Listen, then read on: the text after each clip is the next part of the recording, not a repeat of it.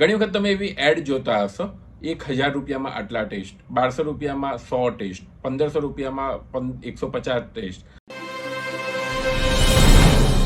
Health checkup સ્કેમથી બચો. હું છું doctor Swapnil Shah, lifestyle wellness અમદાવાદમાં વેલનેસ ફિઝિશિયન અને ડાયાબિટોલોજીસ્ટ તરીકે પ્રેક્ટિસ કરું છું. ઘણી વખત તમે એવી એડ જોતા હશો, 1000 રૂપિયામાં આટલા ટેસ્ટ, 1200 રૂપિયામાં 100 ટેસ્ટ, 1500 રૂપિયામાં 150 ટેસ્ટ.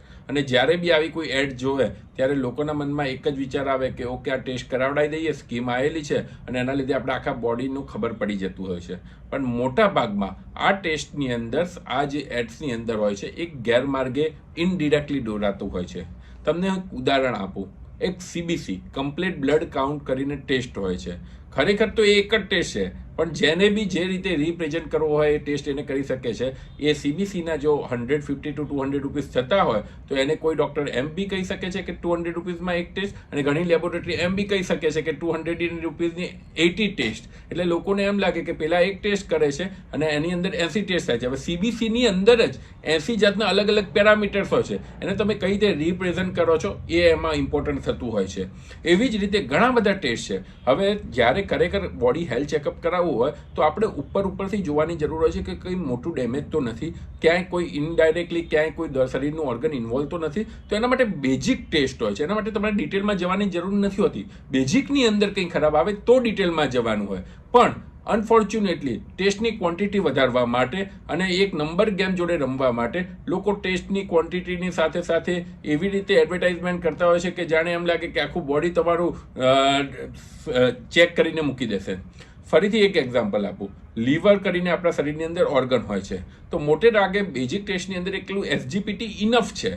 પણ તમારે જો ટેસ્ટની ક્વોન્ટિટી વધારવી હોય તો SGPT, SGOT, albumin, serum protein, ન જાણે કેટલા આલ્કલાઇન, ફોસ્ફેટેજ, એટલા બધા ટેસ્ટ કરી દેતા હોય ને ક્વોન્ટિટી વધારી દેતી, એટલે તમને એમ લાગે ઓહો આટલા બધા ટેસ્ટ આવ્યા. હવે મોટે ભાગે SGPT નોર્મલ આવે તો અંદર જવાની જરૂર જ નથી હોતી.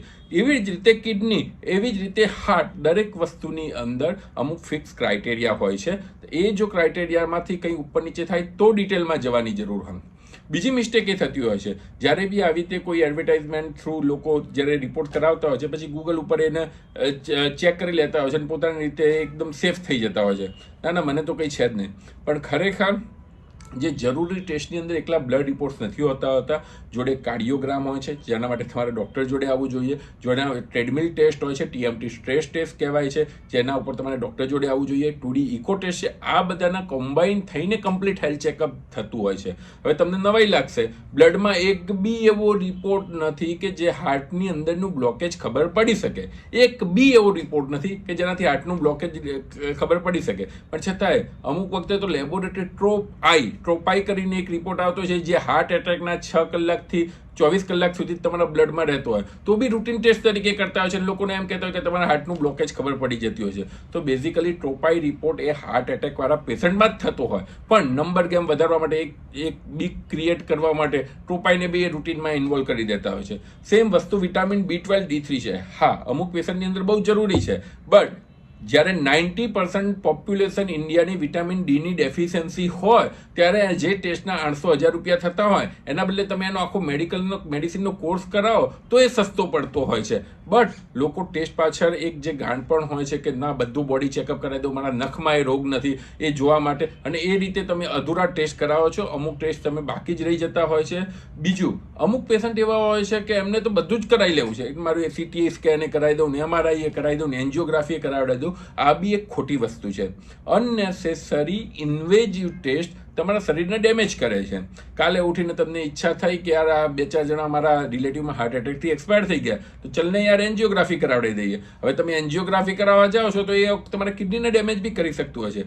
માટે જ કોઈ બી ટેસ્ટ છે એને એક પ્રાઇમરી સ્ટેજ હોય, ફર્સ્ટ સ્ટેજ હોય. ફર્સ્ટ સ્ટેજની અંદર ધારો કે ટ્રેડમિલની અંદર એવું લાગે, ઇકોની અંદર એવું લાગે, ECGની અંદર એવું લાગે તો એન્જિયોગ્રાફીમાં જવું પડે. એટલા માટે ડાયરેક્ટલી પોતાના મગજ ઉપર જોઈને, ગૂગલમાં જોઈને, અથવા તો કોઈ ફ્રેન્ડે કરાવ્યું એ જોઈને આપણે કરાવવાની જરૂર નથી. ડૉક્ટરની એડવાઇસ લઈને ખરેખર કયા ટેસ્ટ જરૂરી છે, બેઝિક જે ટેસ્ટ છે એ જ કરાવવા જોઈએ અને પછી ડિટેલની અંદર જવું જોઈએ. ના કે પોતાને મનની શાંતિ માટે ખાલી અનનેસેસરી ટેસ્ટ કરાવીને અને પાછું ગૂગલમાં જોઈને પાછું પોતાની જાતને સંતોષ આપવો કે મને કોઈ છે નહીં. નહીં.